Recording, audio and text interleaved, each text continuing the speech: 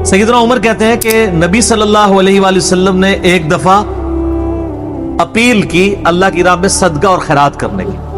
मुख्तलिफ गज़वात के मौका पर आप सल्लल्लाहु अलैहि वसल्लम यूं सदके की अपील करते थे कि अल्लाह की राह में खर्च करो। सैयदना उमर कहते हैं कि मेरी फाइनेंशियल पोजीशन उस वक्त इतनी जबरदस्त थी कि उससे पहले कभी नहीं थी। तो मैं दिल में ये सोच रहा था आज तो मैं अबू बकर को पीछे छोड़ दूंगा। हाय हाय, आप देखें कंपटीशन भी किस फील्ड में है कि मैं आज इतना माल लेके जाऊंगा कि अबू बकर को पीछे छोड़ दूंगा।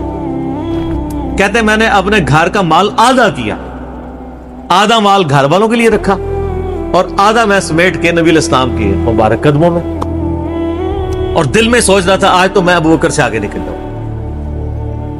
लेकिन जाहिर है कि ऐसा होना तो नहीं था। अबू बकर तो फिर अबू बकर है। तो सैयदना अबू बकर सिद्दीक रज़ियल्लाहु तआला अन्हु अपने पूरे घर का माल उठा के नबी इस्लाम की खिदमत में हाजिर हुए। या रसूलल्लाह, ये मेरी तरफ से सदका। उस मौके पर आप सल्लल्लाहु अलैहि वसल्लम ने सैयदना अबू बकर से पूछा कि अपने पीछे घर वालों के लिए भी कुछ छोड़ के आए हो?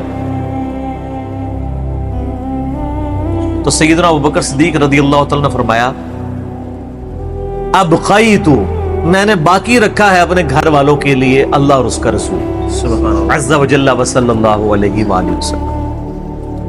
यानी मैं अपने घर वालों के लिए अल्लाह और उसके रसूल सल्लल्लाहु अलैहि वसल्लम की मोहब्बत, उन पर कामिल ईमान, कामिल यकीन छोड़ के आया। क्यों? सूरह तौबा की आयत है कि अल्लाह ताला ने मोमिनीन की जानें और माल जन्नत के बदले में खरीद ली हैं, लिहाजा अहले ईमान खुशियां मनाओ इस बै के ऊपर। इस बै पे, बै कहते हैं तिजारत को, इसी से लफ्ज बैत भी निकला है। कुरान में तो है कि हमारी बैत किसके साथ है? अल्लाह के साथ। जन्नत के बदले में जान और माल किसके जरिए? रसूलुल्लाह के जरिए सल्लल्लाहु अलैहि वसल्लम। अल्लाह के सामने इंसान अपने आप को बेच सकता है, इंसान के सामने नहीं। वो लिहाजा वो जो बैत जब करवा रहे होते हैं कहते नहीं, बैत का मतलब आपने अपना आप हमारे आगे बेच दिया। वो आपके आगे क्या बेचा है? एक मनी के गंदे कतरे की जो पैदावार है उसके आगे अपने आप को बेच दिया हमने क्या? अल्लाह के सामने बेचा। इंसानों को गुलामी से छुड़ाया है नबी सल्लल्लाहु अलैहि वसल्लम, ना कि इंसानों का गुलाम बनाया। ये बैत अल्लाह के साथ है। जन्नत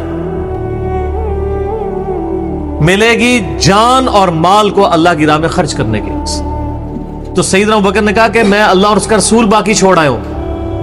अच्छा, और ये हकीकत बात है मेरे भाइयों, इस उम्मत में सैयदना अबू बकर सिद्दीक रज़ियल्लाहु तआला अन्हु की मुबारक ज़ात